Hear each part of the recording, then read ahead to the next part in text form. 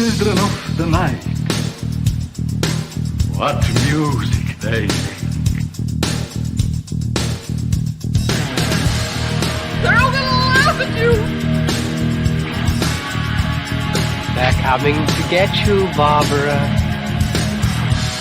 What's up? I'm not gonna hurt you. I'm just gonna bash your brain.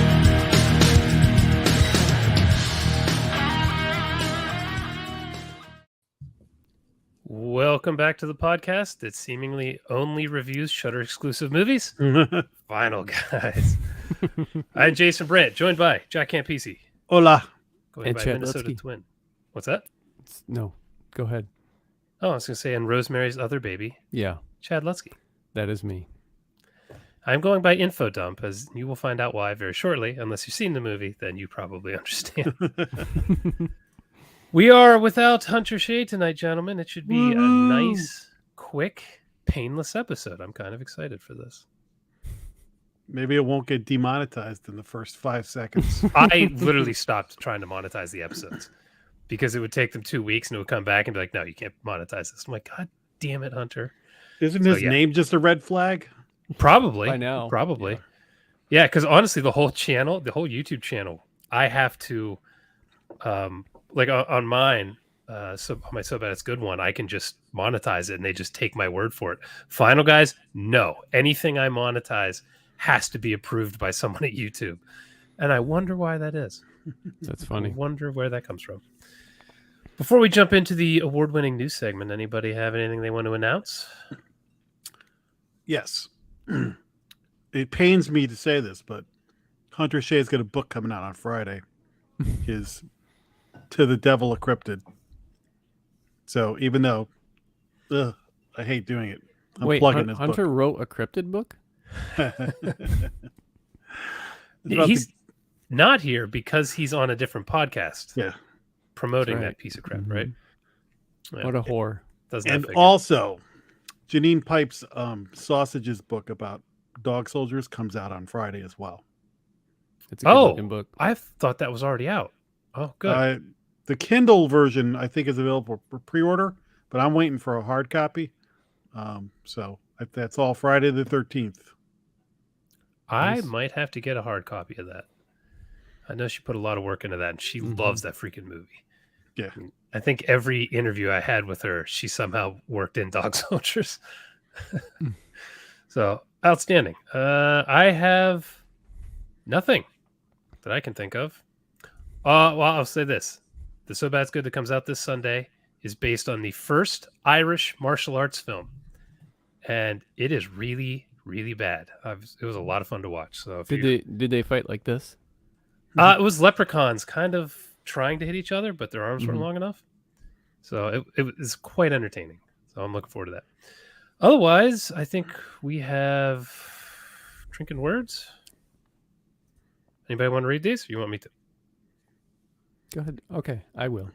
Okay, if you're watching, listening, and you hear these words pertaining to the person's name, drink alcohol, I guess, or milk.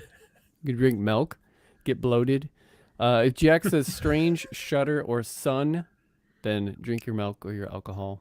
If Lutsky, me, says well, dark, or Finland, and if Jason says imaginary, acting, or photo, and the bonus words are twin, ritual, and wish.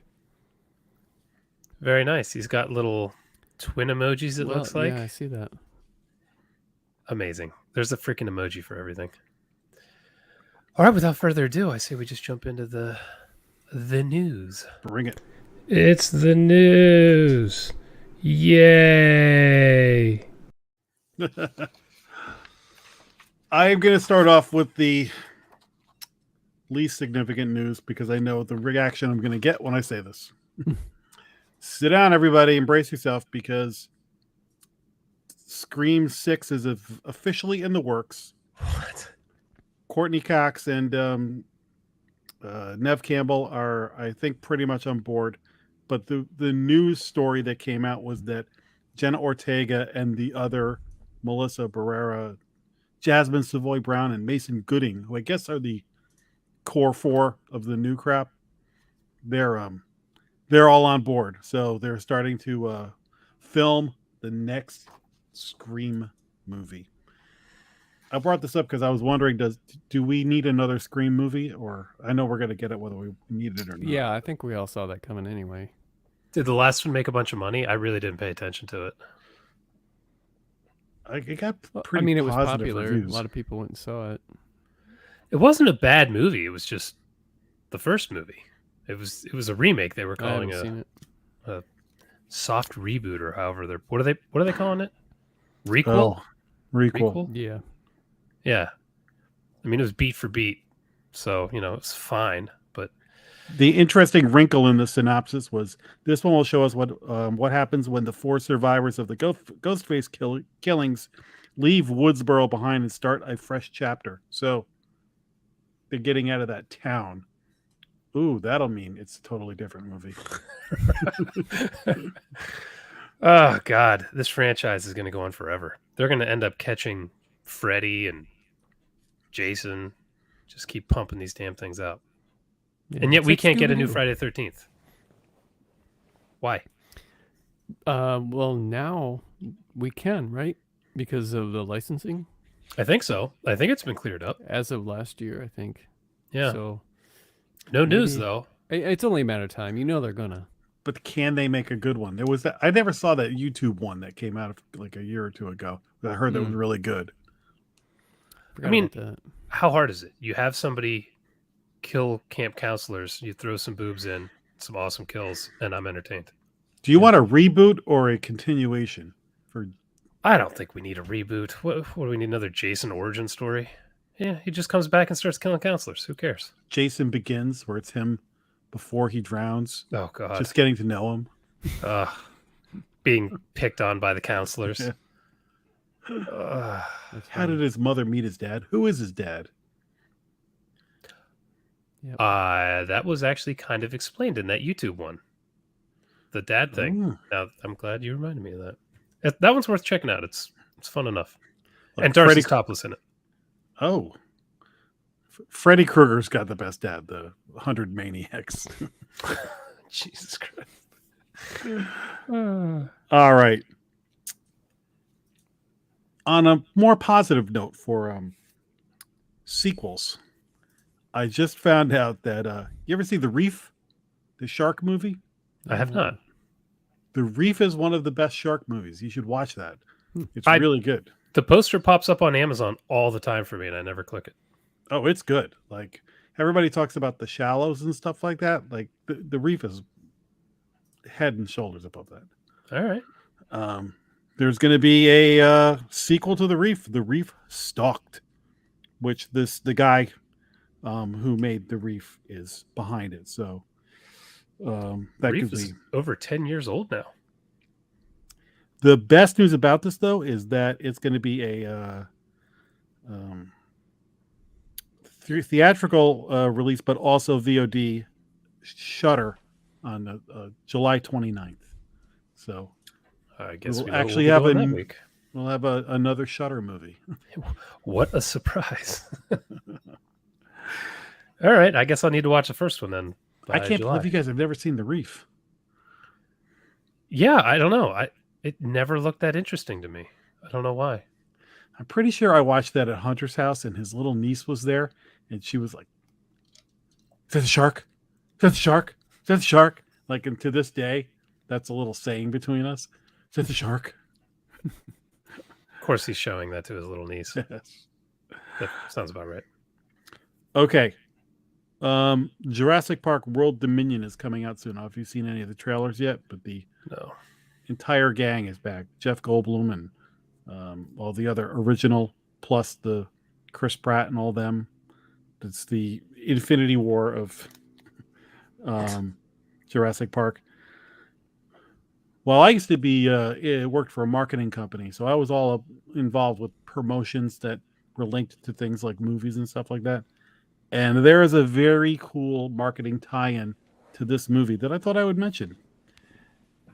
One of the iconic props from what would you call one of the iconic props that might have a good tie-in from the first movie might be? I'll give you a second. Oh, the Jeeps. Think about Newman. Oh, the shaving cream. Yes. Oh, nice. So Barbasol is doing a promotion, and there's a bunch of different cans that have different dinosaurs on them, like the Velociraptors and T-Rex and all that. But there's also That's one that is like a replica of the Barbasol can. I think it's like all beat up, so it kind of looks like that. I was like, That'd be a collector's that is item. that might be a good one to pick up. I like that. That's pretty neat. I'm not looking forward to the movie, but that's a pretty cool tie-in. Yeah, the last Jurassic Park movie did not do it for me. That was It ridiculous. was so bad. The end of that movie, I just could not believe that made it to the screen.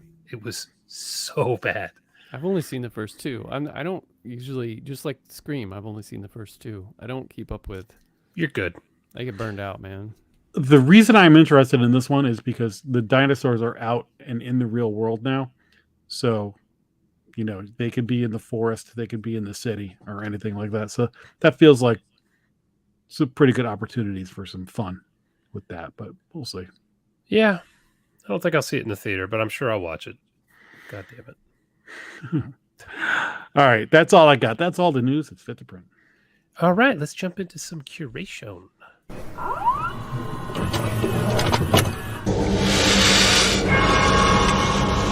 We have such sights to show you.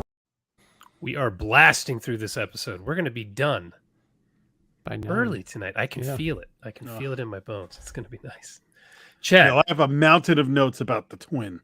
It was long enough. You could have a shitload of notes. Yeah. Chad, what do you got for us? First thing that I have is not a movie, but the third season in a series that my wife and I have been watching for the past year, called The Sinner with Bill Pullman. I don't know if you guys have seen this before or any of the seasons. I don't really want to say too much about it, because each season, they're like their own, Is this the Jessica Biel thing? She's executive producer, and she starred in the first season. I was always curious about that. Which I think was probably the best one. But the way that they're told is kind of some of it's linear, but some of it's kind of not really. And you find like it usually has like kind of like this shocking opening or shocking first like 20 minutes or whatever. And then the rest of the season has to, Bill Pullman plays this kind of like, he's great in it, by the way. He plays like this detective guy, very empathetic detective, just plays the part really, really well. He's great in everything. Yeah, he really is. And Jessica Biel in the first season is good, but the you watch as this is like it's kind of like American Horror Story, except for where each season is your or like a lot of shows nowadays where each season just is dedicated to like a case, and Bill Pullman is in the middle of that, and he's got his own demons and stuff that he deals with, which is pretty cool. He's not necessarily he's not like the alcoholic and all that kind of stuff, but he has some kind of oddball issues that they deal with in the first couple seasons. But the third season starts out basically with this guy gets into a a car accident with his buddy, and his friend dies and he doesn't. So Bill Pullman starts to investigate this because it's looking like something is wrong, like this is maybe more than just an accident. And what's cool about The Sinner is at the beginning in the first episode, each episode at the beginning of the season, it's clear what happened, like who killed who, what happened, what's going on, and then the puzzle pieces start to come together, and you find out exactly why this went down, which is really great writing, especially the first two seasons. This season was good, but I think what stood out for me most in it was it was different and not as puzzly as the third season, and it was very it was a slow burn, for sure. With this one, they could have maybe even taken an episode out. I can't remember how many episodes are in there, like 7. something like that. And but there's a scene in this season. I won't say what episode it is, but where this dude gets shot, and he's suffering from a gunshot wound to the stomach, and it is so it's so like realistic, like his suffering. It's not your typical, like sitting down on the floor with his back against the wall and like, I'm so cold. It's not like it's not like that. It's really actually hard to watch because this person is just terrified. And I've seen, they're terrified of dying. They're in pain, and I've seen a couple other shows pull off this kind of realistic thing that most movies, for whatever reason, can't seem to get. And I brought up Hereditary before about the son's reaction to what he did to his sister and how authentic I felt that was.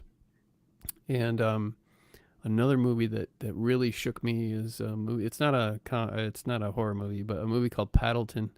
And the end of that just is one of the most disturbing things I've ever seen. And so I didn't ugly cry, but I cried, man, during that. And same with this scene in here. It was just disturbing. Sinner as a whole, every season is worth watching. This is probably the weak one, I think. The third one. I think there's a fourth one, but I don't know that it's available yet. I'm not sure. What channel is this show even on? Man, I think it's on Netflix. Yeah. Oh, okay. I'm pretty sure I don't think it's a Netflix original. I can't remember. And so if it is a Netflix original, then the fourth season obviously is available. But I never have seen the thumbnail on Netflix for this. So if that's the case, I'm kind of ticked that that's really something I've actually wanted to watch. And they're well, maybe because it's not a Netflix original. I would assume they put a lot of their stuff up front. But I get on there all the time, and I'm like, everybody's talking about this movie. And I look through all the like trending and the new releases, and maybe it just came out like 2 weeks ago. Can't find it. I got to search it. So that happens to me all the time. But check out the first season. See what you think of it. Yeah. I've always seen the image somewhere of Jessica Biel on the cover, but I never. If you watch the first episode, you will absolutely keep watching. Okay. She's in a new series. I think it might be on Hulu. I don't know if it's released yet, but Candy. I think it's yeah. Yeah. I think that's about a murder that looks awesome, and I think it's a true story. She's great. I don't know why she's not in more stuff. Did she start a family or something? I feel like we don't really see her that much anymore. Maybe she's choosy. Yeah, maybe. I don't know. I always thought she did good stuff. All right, Jack. What do you got? All right. I'm going to take you into the multiverse of madness with Doctor Strange. Oh, I'm very curious to hear what you have to say. So I'll start by saying when we were trying to figure out show times for this, Sunday night was going to be the time to see it. And so there was like, anywhere from 1 o'clock in the afternoon to 7 or 9 o'clock at night. And a friend of mine sent me all the different options, and the 3 or 4 o'clock was kind of the preference for everybody. And so we ended up going to IMAX 3D, and I have tried to not go to 3D movies because I just feel like they overcharge you, and it's never really worth the bang for a buck. Yeah. And the 3D usually sucks. Yeah. The first thing I'll say, the 3D looked awesome in this movie, and it's an incredibly visual movie. I mean, this thing is a comic book come to life. So it was one of the few times I've been at a 3D movie and go, wow, this is pretty cool. So, all right, to start off. Now, if you're not an MCU person, this is going to be kind of a difficult one to just jump in on because there's a lot of history in this one. You have to know kind of what was going on with Scarlet Witch, a little bit about the multiverse from the past couple of movies. It's not that you can't watch this and they drop enough, but the people who have been following the MCU, this is gold because they are now just having pure fun with the MCU, and they're doing all kinds of fun stuff with the the multiverse, and there's some great surprises that I won't mention, but there's a lot of great moments in this. The best thing about this movie is Sam Raimi did it. And for you guys, dude, there are so many Evil Dead moments in this, like special effects, callbacks, nods, camera tricks that the Raimi fan in you is just like, oh my God. Like, my friend has never seen an Evil Dead movie, and I'm like, oh, you're not appreciating this. Like I am. So letting him take an MCU movie, there's death, there's violence, and there's some gore. That there was like a 6-year-old in front of us, and we're like, why did somebody take a 6-year-old to this movie? They're nuts. I heard some people saying this was supposed to be the first MCU horror movie. Does it go that far? There are definitely horror elements, and there's a couple of really great kind of like horror scenes. So like you could have put this one scene involving mirrors in an Evil Dead movie easily. Now, would I put it in the upper echelon of MCU? No, I'd probably put it in the second tier of the MCU. Now, a friend of mine who I trust their judgment on, he saw it before me and was like, I'd say good, not great. And then when I wrote back and I was like, I really liked it, and I didn't really go with the good or great thing. I threw a few points in. He said, after a couple of days of thinking about it, I like it more than I did when I walked out, because it's been growing on me. So I don't think it's gonna. It's not a perfect movie. The great nice thing is it's only 2 hours long.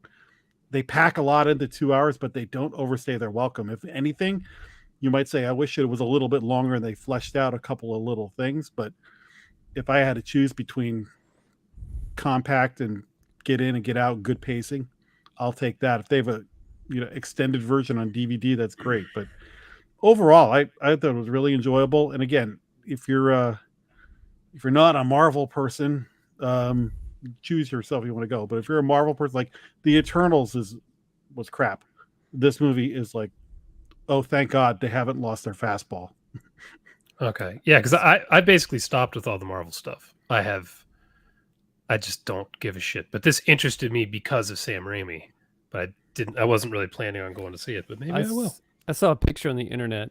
I knew a little bit about the Evil Dead stuff, and I saw people joking. And the picture I saw on the internet was a cartoon of like a Trojan horse at the like the head of a castle, and then it had 2 little dudes down here, and they were labeled Disney, and then I think the horse was labeled the movie that you're talking about, Dr. Strangelove. Is it what is it? Dr. Strange. Okay, and then the people inside the horse were labeled Evil Dead. I thought that was pretty funny. Evil Dead 4. Yeah, Evil Dead 4. Yes. Oh, nice. I'm telling you, I might have to see it. Did you see the Spider-Man movie? I did see that one. Yes. So, if you liked that, you're gonna like this. I think. Like I said, there are some really cartoony things. I really felt like I was reading a comic book. It's very colorful, over the top at points, because you're talking about magic and and all that stuff. So, like I said, I enjoyed it. All right, maybe I will check that out. We shall see. I don't know yet. I'm a little concerned because I'm so behind. But I read a book. Oh, what? Oh, where? Nice. Where's my? There it is. Oh God, that's not showing up worth shit. I think I had my screen too bright. Wow, that looks terrible on camera. Cannibal Creator by Mr. Letsky here. This is a really good book, dude. I didn't expect you to write a cannibal book. It doesn't seem like your style so much. But you managed to get in all the people who were with their dark secrets and their screwed up lives. You managed to work that into your cannibal book. Dude, the pacing in this was torrid, which I appreciate, because I don't want to say the last couple books, but I was in a string for a while where books were just, the pacing was so goddamn slow. It's like I'd read 2 pages and I'd be like falling asleep. I'm like, dude, progress the story. No problem here. I mean, great. I don't want to say any spoilers, but this is a nasty little book. But I felt like you towed the line, where it wasn't like too. It's not gory. extreme. Yeah. What's that? It's not extreme. No, it's not. You get up to it where it's like, oh, this is about to get rough, and then you do a good job working around it. So I like this book a lot. This came out December, January. January. Okay. Mm-hmm. So I'm glad it took me 4 months to read it. But nice job, man. Enjoyed it. Thank you. I would definitely recommend this to everybody. I like a good novella. It's good stuff. Thanks. I read it in like 2 days, which for me is very, very fast. So nice. What else you got? I watched from 1976 a movie called Jack the Ripper with Klaus Kinski. Oh wow. Okay. I'd never even heard of this before. I love Klaus Kinski just because he is. I get the Insane. impression he is. Yeah, he's just insane. He's like Nicolas Cage off meds or something, with some severe anger issues, and you can just tell he's got some deep. He probably had some deep-seated perversion. I don't know, but the stuff that he plays when he plays a creep, he does it pretty well. Of course, his face helps because he's got, when you just look at him, he's very creepy looking in a almost like charming, handsome way too.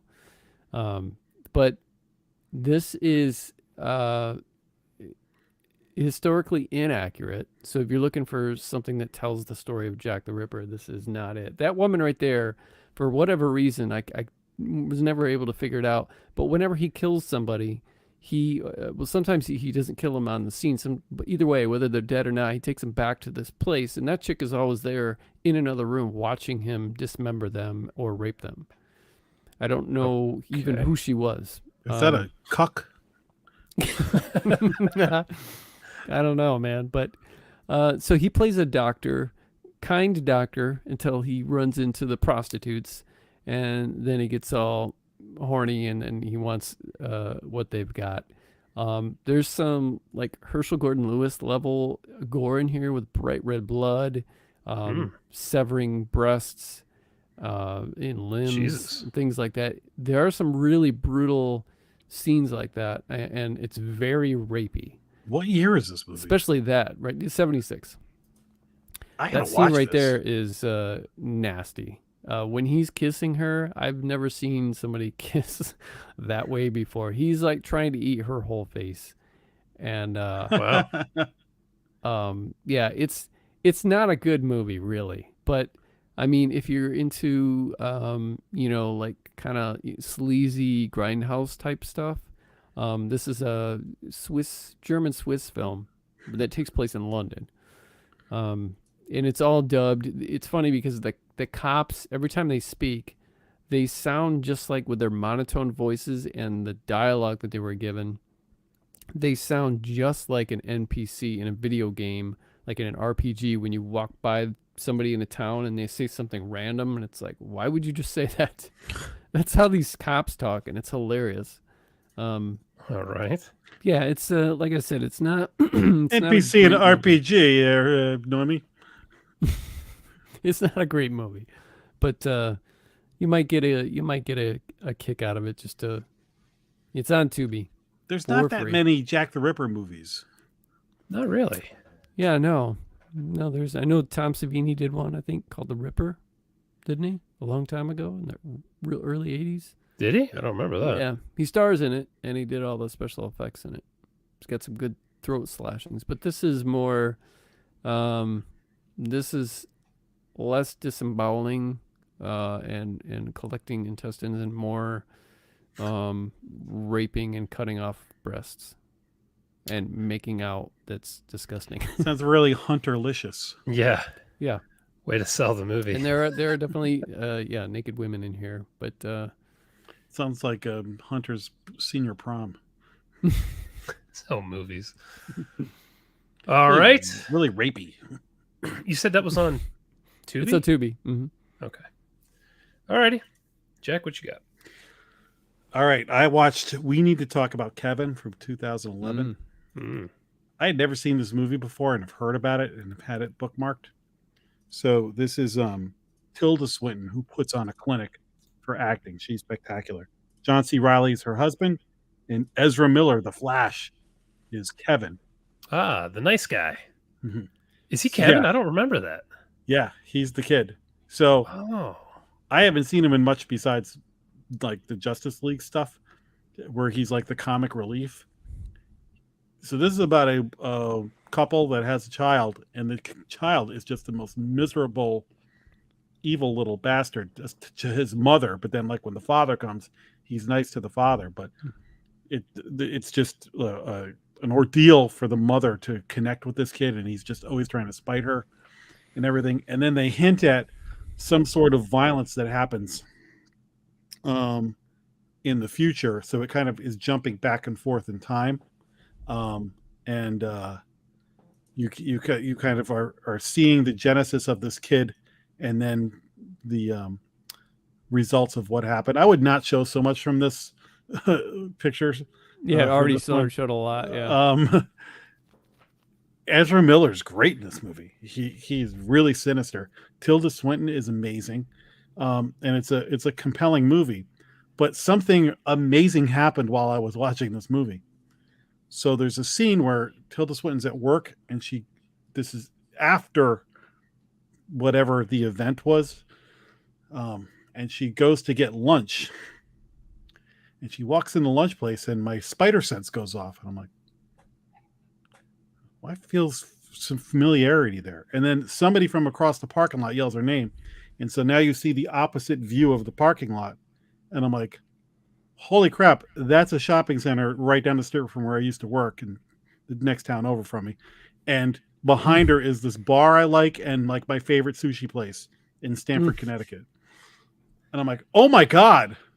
So then later in the movie, there's a scene where she's walking down the street with her kid, and it's right along the main strip in Stamford by all the bars where I go to. I And feel like then that's happened to you like 2 or 3, 4 times watching movies. get this, there's one scene where she's coming out of a courtroom, and I mean they show the doorway of the building that she's coming out of. It is my building I currently work in right now, because there is an old courtroom. It's the old town hall. Like you see like Wow. so damn. and there's That's a couple pretty of cool. other spots. So I'm not the rest of the movie I'm like watching for it, and then turns out I know there's a high school in it and everything like that. So it made it that much more interesting to me. But other than that, I would say it's a really good movie. I enjoyed it. And like Tilda Swinton is so good in it. She can just emote anything she needs to. I enjoyed it too. I thought Yeah. that the kid looked like Richard Ramirez, Yes. Yeah. big Yeah. time. And it's one of those movies too that's like it gets really controversial, and you'd think they might be afraid to do something that they did, which is always refreshing to me. But Yeah. I haven't watched that since it came out, so it's been 10 years. But yeah, I liked it. I should probably go back to it here at some point. yeah, it was good. Nice. All right. I think I've talked about this game before, but I haven't played it in a long time. And some buddies of mine wanted to play a scary game, so we did the game Devour. This is a PC game. Let me go back here. It's a PC game where you play cultists who go to the house of the leader of your cult, and this person has resurrected a demon on each of the different levels, and you have to figure out how to do a seance in order to put the demon back before it kills you. And you have to, in one of them, you have to find all these baby goats and burn them on an altar. Oh my gosh. But as you have to do 10 of them, and as you do them, more demons start to come up out of the floor to try to get you. The main, I don't know, I guess possessed occultist gets more pissed off and angry and starts chasing you down and grabs you. And so you really have to work together as a team. And this is one of the scariest games I've ever played. It will make anyone scream the first time you are grabbed by this cultist. And I mean anyone will shit in their pants the first time you're grabbed, because it is horrifying. I've actually saved some game clips of some of us just losing our minds whenever you get grabbed. You just got a flashlight and a little UV light, and you're going around in the dark trying to find goats, rats, and shit. And it's a good time. So if anybody wants to be scared and play a game with some friends, there's no chance in how you could beat it by yourself. You're going to need a couple of friends. But it's $5 on Steam, and I got it on sale for, I think, $2. And it is just great. It's lo-fi. It's, not super polished, but they just get the scares just right. It's good shit. That was Devour on Steam. Chad, got anything else? Nope, that's it for me. Jack? Real quick. I've talked about this movie before, but I wanted to mention it to Chad. I've been going through vampire movies, mostly Dracula's. Mm-hmm. I watched Jack Palance Dracula, which I've seen a number of times. Right. I love it. Have you seen that one? I can't remember if I have or not. Dan Curtis did it, so he's the Dark Shadows and the Night Stalker. This is one of my favorite Draculas. Jack Palance doesn't come off as, oh yeah, he's Dracula, but he's a big, mean dude. And if you haven't seen this one, it's a very fun adaptation of it. Very 70s. This one is notable because, in the Bram Stoker one from what's his name, Coppola, the whole Mina is resurrected from his love resurrected. This is, I believe, the first time that storyline was ever used, and every Dracula movie that has done it since then was borrowing from this one. So I wanted to bring this up for number one. If you want to go back and see where that all started, it's this one. Number two, the Dracula from Marvel Comics was basically modeled after the Jack Palance look. You can see it right there in that. Yeah, really. So just if you're historical perspective, this is a significant little Dracula movie that most people haven't seen. So it's worth checking out. It's a lot of fun. I've never seen this. I've seen it on, was it Tubi? Or I haven't watched it, but I've seen the thumbnail quite a lot. Yeah. I saw this as a kid, and I watch it every few years. Okay. It's funny that you brought that up. I forgot almost. I pulled this out just to quickly show Jack that I had this cool vampire book. I don't know if you could. Ooh, I'm gonna write that down. Yeah, it's pretty cool. It's got. It's not updated. It says up to Interview with the Vampire, so it's kind of old, but lots of pictures, and tons of pictures. This is Thomas Aylesworth is the husband of my elementary school art teacher. Oh, really? And when we were kids, we'd have the book fair, and he wrote all these books about monster movies and stuff like that. And so I have a few. Those are the ones books. I used to get at the book fair. Were just the monster ones. I'll pull them out next time and show you. See if you had any of them. Nice. I actually still have one called How to Make a Monster that I got when I was 7. Oh, awesome. Yep. I'm telling you, I didn't see a lot of the Hammer movies when I was a kid. They showed some of them on TV. Yeah. But I had all these books with pictures from all the Hammer movies, and they scared the hell out of me when I was really little. Yeah. But so I knew all these Hammer movies from these books, and then eventually when video stores happened and whatever, I'd go and be oh, I can finally see, Vampire Circus or something like that. That's the same thing with me. I had my dad's Famous Monsters of Filmland from the 50s and 60s, and so I grew up looking at all these pictures, but could never see any of the movies, and then until years later. That's part of why Christopher Lee was always the scariest Dracula to me, because the pictures in those books were unbelievable. Yeah. All right. Anybody got anything else? That's it. All right, let's jump into the main feature. You like scary movies? Uh-huh. What's your favorite scary movie? I don't know. You have to have a favorite. What comes to mind? Jack, you have a description for us? God.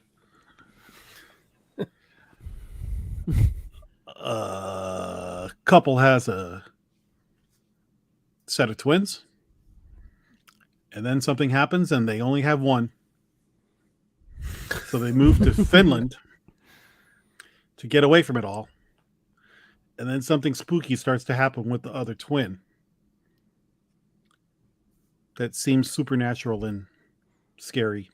and Teresa Palmer, who's awesome. Yep. Is the mother trying to deal with this and figure out what exactly is going on with the twin. Nicely done. You did a good job navigating the story there. What did you think of the twin? You guys go first. I'm not sure what I thought of this.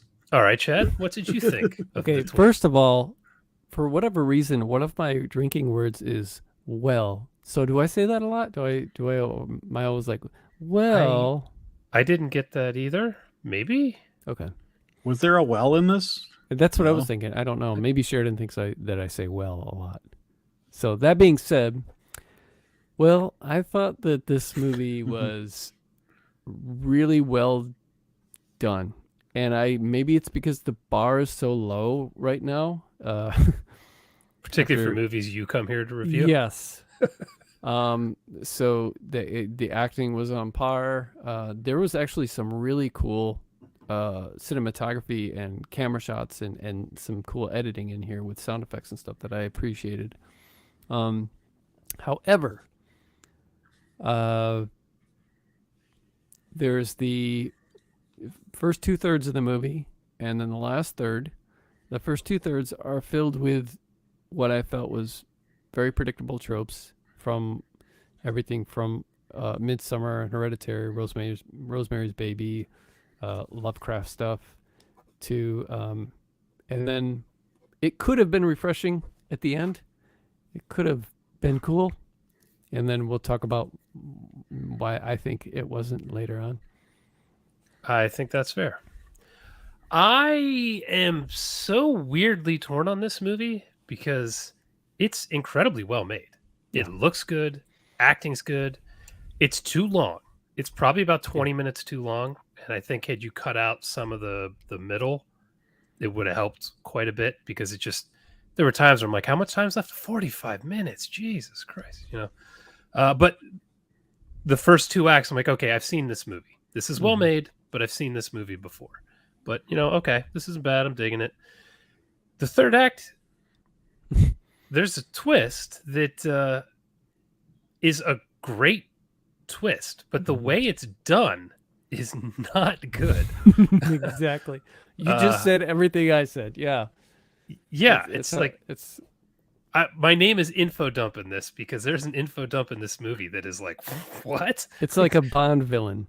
Yes. It's just so We're monologuing. I liked this, but it's like for everything I liked, there was one thing that pulled it back. So it's just like it's kind of a middle of the road movie for me. Yeah. Probably a good Shudder release kind of thing. What do you think, Jack?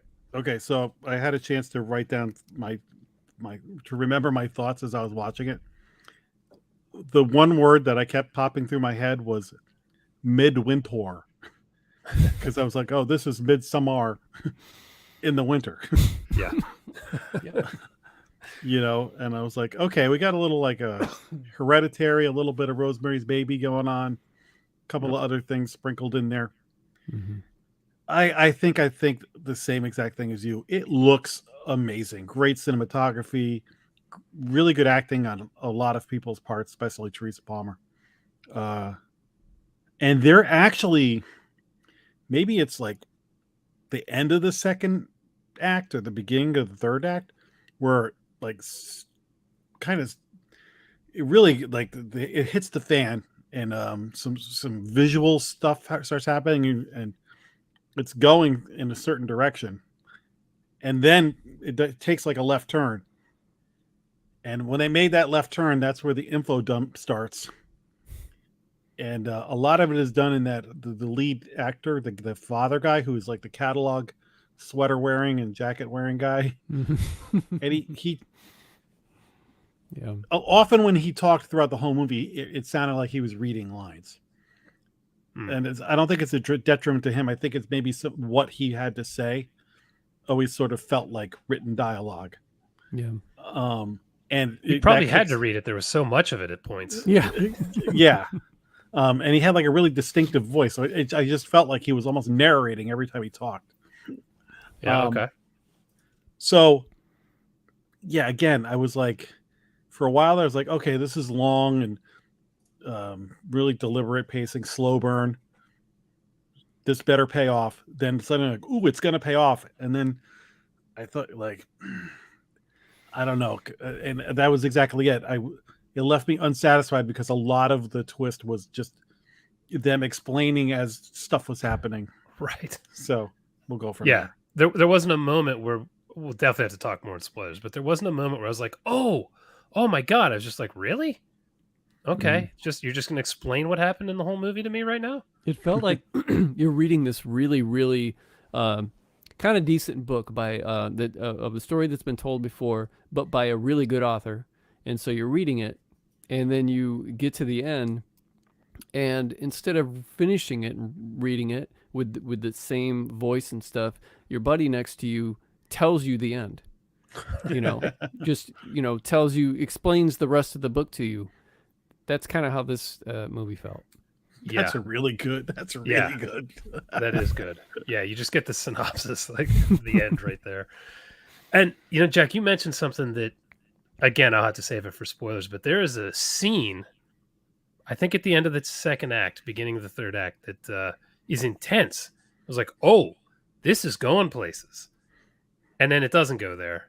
And it goes in a completely different direction, but we don't see it go there. We're just told. And it's like, that's maybe one of the scenes you could have just taken out, and saved some time, because I was like, wow, this is getting nasty. Oh no, never mind. So I don't know that helped it in my book, but it's frustrating because I want to like this movie more than I do, but that end just really fell flat for me. Yep. And the pacing really. But I think we all agree it's not a bad movie. It's like no. It's not. Pretty good Shudder, but like, yeah, Chad, man, that's a great way to put it. It's somebody different tells you, oh, he was dead the whole time. Wait, what? Shut up. Yeah. Right. Yeah. It's like somebody said, I see dead people, 2/3 of the way through, whatever the hell that was called. Why can't I think of the name? Sixth Sense. Crying game. Jesus. Crying game. That chick's a guy. What? Yeah. That's exactly what it felt like. What do you think? Right. Spoiler bell? All right. Okay. So I think the scene you were talking about was where the sacrifice happens. Yes. Okay. And then they're making her drink the kid's blood. And yes. Like, oh, whoa, this is getting dark. Okay. I want to see what's going to happen now. Mm-hmm. Yeah, no, she's imagining everything. So, the movie The Witch, one of the things I love about that movie is that it turns out there's really a witch. Because for a while there, you're like, is this going to be one of those things where they're just superstitious, right? Olden days people and they don't understand science. And then it turns out, oh, damn, there's a witch. And I know that there are plenty of movies where when the twist is it was all in your head and that are great. But once it started going down with all the blood and all that stuff, I was like, yes. Yeah. And then nope, red herring. Son of a bitch. Totally agree. And Teresa Palmer is doing everything in her power to get this thing to the finish line. She's putting in nothing from her performance is bad. It's just if there's a voiceover as she's doing everything, like, oh, and you did this and you were imagining it so that. Yeah, you can't tell me your twist. Show me the twist. Yeah. That guy must have talked for 10 goddamn minutes at the end, just explaining everything we've seen previously. And he spoke as though, like he's never said these things before.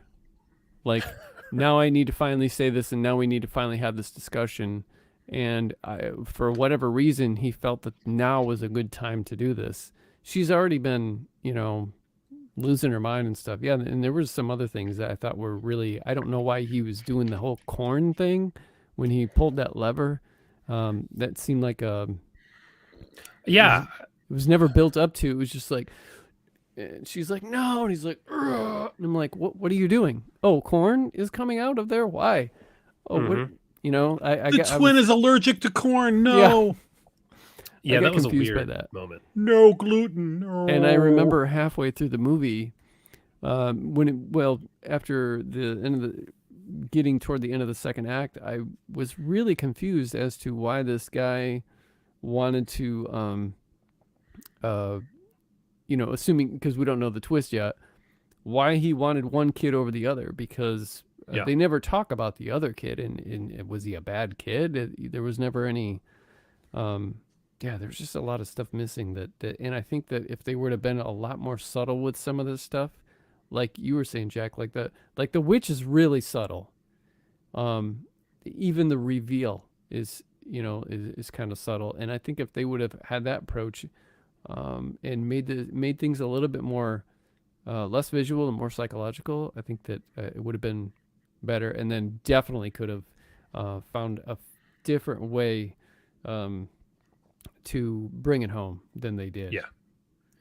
Yeah, because when you find out why everything's been happening, because she's crazy, and you find out, okay, that woman she was talking to, who you thought was there to help her, that woman was just crazy too. It was feeding her all kinds of demonic nonsense, and everyone else in the town was trying to help, but they seemed badger. So there's a lot of stuff that clicks in place when you find out the twist. It's just the delivery of the twist is brutal, and it just doesn't work. So that old crazy woman, when they showed her like being haunted, and after the reveal, I was like, so wait, was that Teresa Palmer like dreaming about that happening? Imagining her story?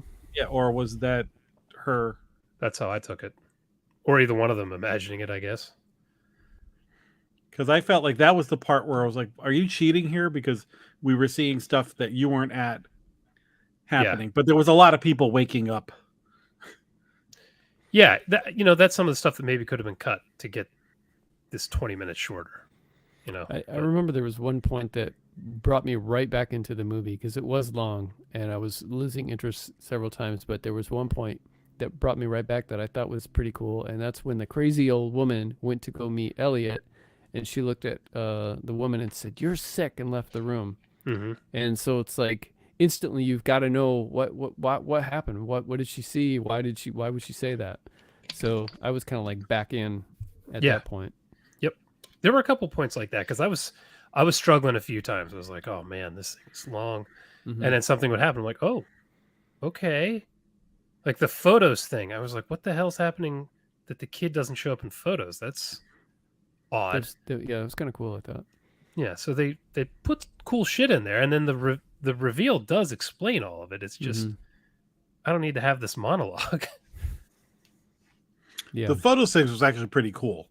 When it turns out, like, okay, there was never a kid anyway, so that's why there's nothing in the pictures. Yeah. And the doctor, who seems like a complete dolt, at the end you're like, oh, he was trying to dance around the fact that this woman's crazy, and that's why he's trying to talk to her and not talk about the kid and all that. So there is layered stuff in here. It I feel like the very, very ending was probably the only kind of ending this could ever have, with them in the car and her going, and I don't know if this is supposed to mean something, her going full circle back to, if that's supposed to be symbolic with the circles and stuff like that, but her going right back to the beginning, and this is how she copes, and now she's got to cope with a whole imaginary family. I was wondering if she was imagining even being in the car or not, because how is she not in an asylum or in jail? So I don't know. Who knows how much of that she's imagining? But yeah, I mean, there's good stuff in this movie. There really is. I'm glad that we all agree, though, that the way that was delivered was just not right. Yeah, and again, in the mugshot lineup of Shudder movies that we've watched lately, it's definitely higher on the scale. Absolutely. I think that the scariest part in this movie was probably that swing. Yes, I was going to get to that. I want to force somebody to ride that swing with me until they're hysterical. Yeah, even her meltdown there is explained later. You're like, oh, that's why she went crazy on that swing. But yeah, I was looking at even the way that swing was going. It was just wood on wood, just grinding on the top. Yeah. Good Lord, man. I don't know how long I'd want to ride that thing. I think there was a good jump scare in there when she was doing the thing with the mirror, and then the mirror broke when she was doing like the seance thing. Yeah. If I recall, there was a good jump scare at that part. Oh, I'm glad you said that, because when we see the husband's view of what actually happened with the mirror, and it's just her smashing it over her head, I thought that was a great way of showing she is really spiraling. Yeah. And that's why the husband is like getting desperate, because she's harming herself at this point and thinking it's some kind of possession or whatever the hell. Right. So, yeah, it's definitely good stuff in there. Just a damn shame about the end. And they dressed like they had ordered everything from a Finnish catalog with those sweaters with the big the necks. sweaters. Yeah. What do you guys... Sorry, go ahead. I was going to say, it felt like the 90s with all the sweaters. What do you think the significance of showing the Twin Towers a couple times? Do you think that was just to show that this is a subtle way of showing this is not modern times, that this is 2000? I honestly didn't even notice. Yeah. When they're at the cemetery. They showed New York, the cemetery, and then I think toward the end again. Oh, now that you say that, that is ringing a bell. Now, Yeah, especially at the end, you really notice them. I don't know if those towers normally have like some kind of steam coming off them or whatever, but at the beginning in the thing there was smoke pouring out the top of them. That's interesting. I mean, it wasn't modern because she wasn't using her cell phone, right? She was using a camera. Right. Yeah, I don't know.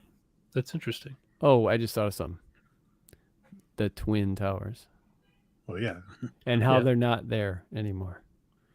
Oh, do you think it was a modern movie and she was just imagining them? That's actually pretty cool. That is pretty cool. It's just symbolic, yeah. These Twin Towers, they're not there anymore. And, of course, the twin. Yeah. No, that's cool. That's really good. That's what I'm saying. There was stuff in there. Like I said, with the old woman and the townsfolk, like there was stuff layered in there. It really is just the way it unfolded at the end. And I've said it, I'm just repeating myself, but the length was a real bummer for me. I think that if the ending would have not done the info dump, I think that I would recommend this particularly to people who haven't seen as many horror movies as we have, so that they wouldn't be able to compare. Oh, like we've seen the first 2/3 of this movie already in other movies. So I think somebody who hasn't seen all that, I would definitely. We've seen the ending of this movie too a million times. Yeah. No, that's a good point. If the end was just handled a little better, I would definitely recommend this to even people who don't like a lot of horror movies, because it's not crazy scary or gory or anything. It's just this will be a good Netflix horror movie. Yeah, I mean, it's better than most of the shit they put out, for sure. Like, it's going to get a smaller audience on Shudder. It's going to get the right audience on Shudder, but this actually would be a normie horror movie. Yeah, I think so. Did you guys look this up at all to see, are people kind of aligned with us? I didn't look up any reviews. I watched a couple of YouTube things, and most of them were thinking the same way as us. Oh, there was one guy who was like, "This movie is awesome! Oh my god!" I was like, "Okay, good for you, man." Yeah, good for him. So, all right. Well, I think we're all pretty much in agreement. Yeah, totally. Well-made movie. Suffers from a little bit of writing issues at the end. Yep. We have no idea what we're doing next week. Stay tuned. What a shock. We have no idea what we're going to do. Anything you guys want to say before we get the hell out of here at the 1 hour mark? Boom. No. I'm going to keep it short so that we hit the hour mark. Chad, perfect. Thanks for showing up. Thanks for having me. I'll catch you guys soon. Bye. All right. See ya.